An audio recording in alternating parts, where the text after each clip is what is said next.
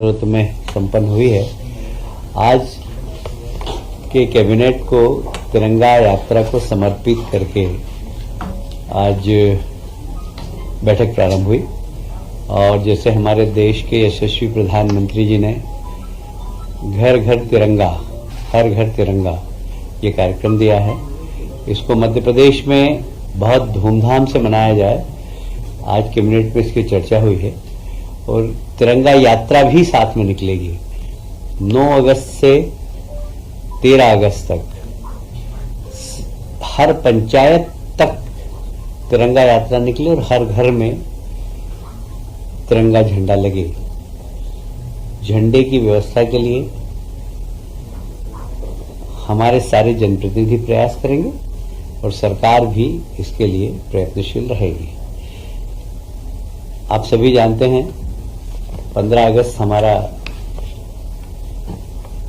स्वतंत्रता दिवस है और स्वतंत्रता दिवस को बहुत धूमधाम से मनाना चाहिए। नई पीढ़ी में यह एहसास होना चाहिए कि स्वतंत्रता हमको बहुत सारे बलिदानियों के कारण प्राप्त हुई। तो उन बलिदान स्वतंत्रता संग्राम सेनानियों के प्रति अपना आदर समर्पित करते हुए हम इस 15 अगस्त को मनाएंगे और जितने भी क्रांतिकारियों की प्रतिमा है उनको सजाना, उनको धोना, अभी जीवित स्वतंत्रता संग्राम सेनानी है, लोकतंत्र के सेनानी, उनका सम्मान करना, ये सब इस कार्यक्रम के अंतर्गत होगा।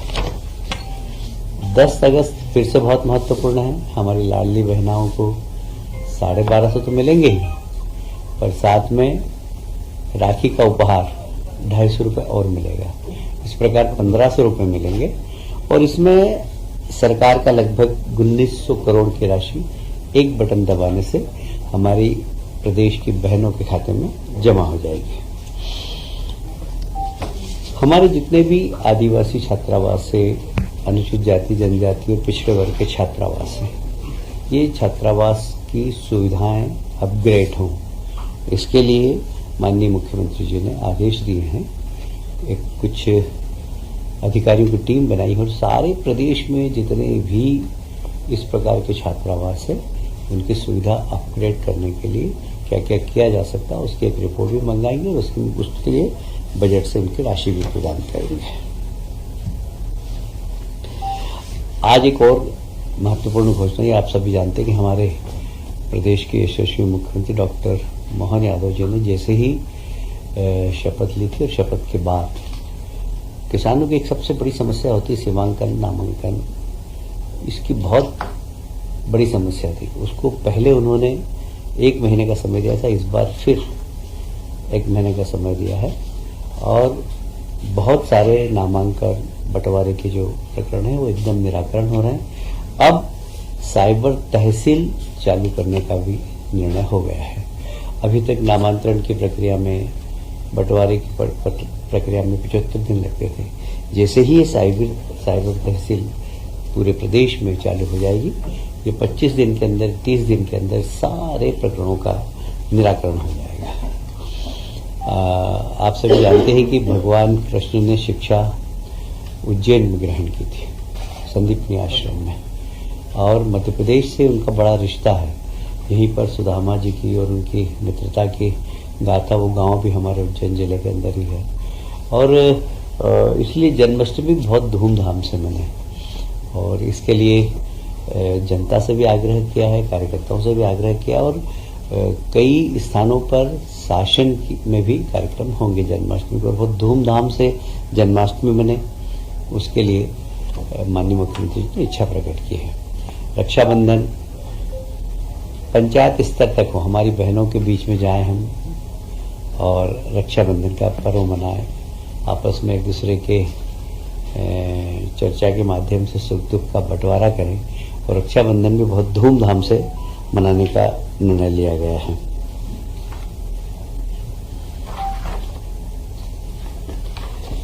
आज माननीय मुख्यमंत्री जी ने घोषणा की थी कि जितने भी हमारे लोकतंत्र सेनानी हैं, आप सभी जानते हैं कि इस देश में प्रजातंत्र की हत्या हुई थी 25 जून को जब आपातकाल लगा था और सारे देश को जेल बना दिया था श्रीमती इंदिरा गांधी ने। वे सब लोग जो आज प्रजातंत्र की दुहाई देते हैं, उन लोगों ने ही प्रजातंत्र की हत्या की थी। उस समय पूरा देश जेल बन गया था और बहुत सारे उसमें से निरपराध लोग 24-24 महीने जेल में रहे, 18-18 महीने जेल में रहे। उनको लोकतंत्र सेनानी के नाम से सम्मानित किया गया था और उन्हें मानदेय भी दिया जा रहा है। अभी लगातार हमारे बीच में से ऐसे लोकतंत्र सेनानी जा रहे हैं, तो उनके अंतिम संस्कार में 10,000 रुपये शासन देने का निर्णय लिया और राजकीय सम्मान से उनकी अंतिम यात्रा निकले। ये महत्वपूर्ण निर्णय सरकार ने लिया है। देखिए, हमारा प्रदेश एक प्रोग्रेसिव प्रदेश है और जिस तरीके से लगातार एक डायनेमिक तरीके से व्यवस्थाओं में परिवर्तन हो रहा है, तकनीकी आ रही नहीं। कभी किसी ज़माने में आईटी का इतना उपयोग नहीं होता था, आजकल आईटी का उपयोग होता है। उस हिसाब से अब हमारे कार्य आवंटन में भी उन सब चीज़ों को ध्यान में रखते हुए अभी हमने अलग अलग विभागों के कार्य आवंटन की व्यवस्था को सुधारा है, परिवर्तन किया है, जिससे कि और तेज गति से काम हो सके।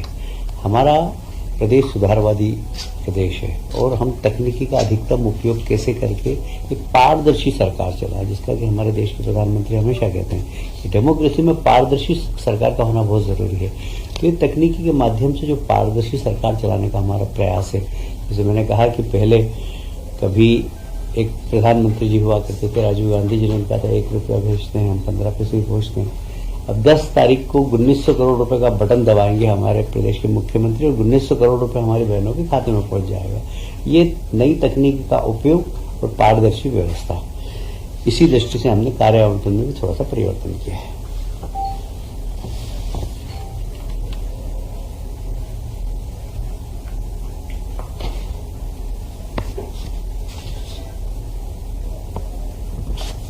अभी आप जानते हैं कि मैंने जैसे कहा कि नई तकनीकी, अब ई कैबिनेट, इसमें हम पेपरलेस व्यवस्था चाह रहे हैं। पेपरलेस व्यवस्था मतलब समझ लीजिए कि यह ग्रीन स्टेट की तरफ बढ़ता हुआ हमारा एक कदम है, क्योंकि 1 टन कागज में 17 पेड़ कटते हैं और इसलिए कागज का उपयोग कम से कम हो, ये बहुत ज़्यादा ज़रूरी है। और ई कैबिनेट प्रणाली के अंतर्गत हमने थोड़ा सा शासन के जो कार्य नियम है उसमें संशोधन किया है, जिससे कि ई गवर्नमेंट, ई गवर्नेंस ये हो सके।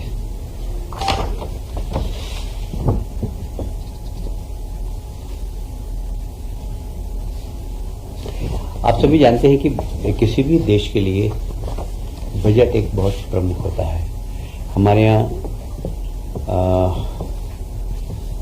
वित्त विभाग की 2 संस्थाएं थी, FMIS और EPAU। ये इकोनॉमिक पॉलिसी इनपुट देने का काम करती थी।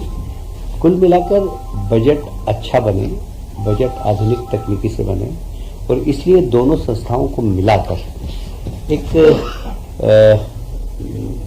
है जी, हाँ, PMU के गठन का अनुमोदन किया है। इसमें हम पदों की संख्या का सृजन किया है, साथ ही कुछ इसमें एक्सपर्ट भी हम कॉन्ट्रैक्ट बेसिस पे रखेंगे, जिससे कि बजट और अच्छा बन सके, आधुनिक बन सके, पारदर्शी बन सके, प्रोग्रेसिव बन सके। और साथ में सरकार के बजट की व्यवस्थापन का भी, कई बार हमें लोन लेना है, लोन लेने के लिए क्या क्या हमें सावधानियां रखना है, ये सब गाइड करने का काम ये PMU करेगा, वित्त विभाग।